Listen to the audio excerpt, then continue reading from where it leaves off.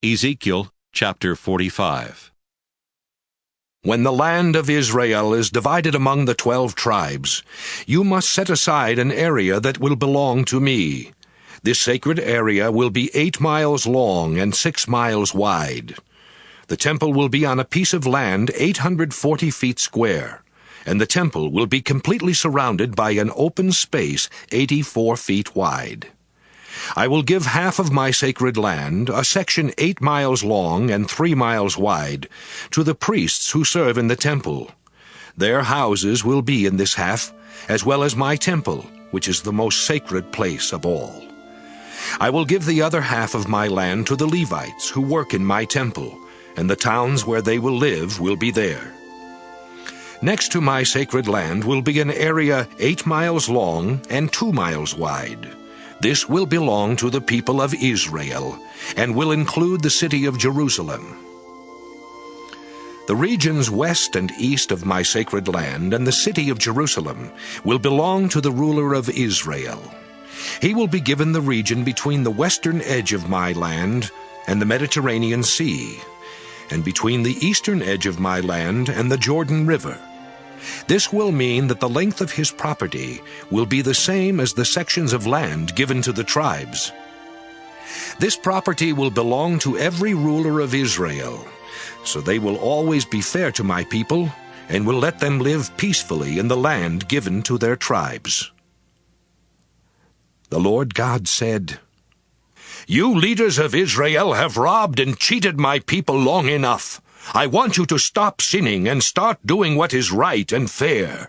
You must never again force my people off their own land. I, the Lord, have spoken. So from now on, you must use honest weights and measures. The ephah will be the standard dry measure, and the bath will be the standard liquid measure. Their size will be based on the homer, which will equal 10 ephahs or 10 baths. The standard unit of weight will be the shekel. 1 shekel will equal 20 gerahs, and 60 shekels will equal 1 mina. Leaders of Israel, the people must bring you 1/60th of their grain harvests as offerings to me. They will also bring 1% of their olive oil. These things will be measured according to the bath, and 10 baths is the same as 1 homer, or 1 kor. Finally, they must bring 1 sheep out of every 200 from their flocks. These offerings will be used as grain sacrifices, as well as sacrifices to please me and those to ask my blessing. I, the Lord, will be pleased with these sacrifices and will forgive the sins of my people.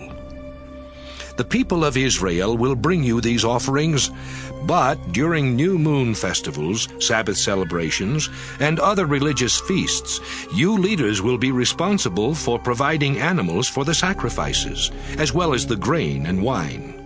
All these will be used for the sacrifices for sin, the grain sacrifices, the sacrifices to please me, and those to ask my blessing. I will be pleased and will forgive the sins of my people." The Lord God said, "On the first day of the first month, a young bull that has nothing wrong with it must be offered as a sacrifice to purify the temple.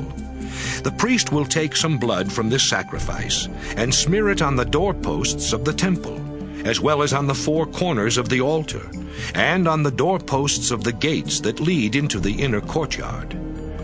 The same ceremony must also be done on the 7th day of the month, so that anyone who sins accidentally or without knowing it will be forgiven, and so that my temple will remain holy. Beginning on the 14th day of the first month, and continuing for 7 days, everyone will celebrate Passover and eat bread made without yeast. On the first day, the ruler will bring a bull to offer as a sacrifice for his sins and for the sins of the people. Each day of the festival, he is to bring 7 bulls and 7 rams as sacrifices to please me, and he must bring a goat as a sacrifice for sin. These animals must have nothing wrong with them. He will also provide 20 pounds of grain and 4 quarts of olive oil to be offered with each bull and each ram. The Festival of Shelters will begin on the 15th day of the 7th month and will continue for 7 days. On each day of this festival, the ruler will provide the same number of animals that he did each day during Passover, as well as the same amount of grain and olive oil for the sacrifices.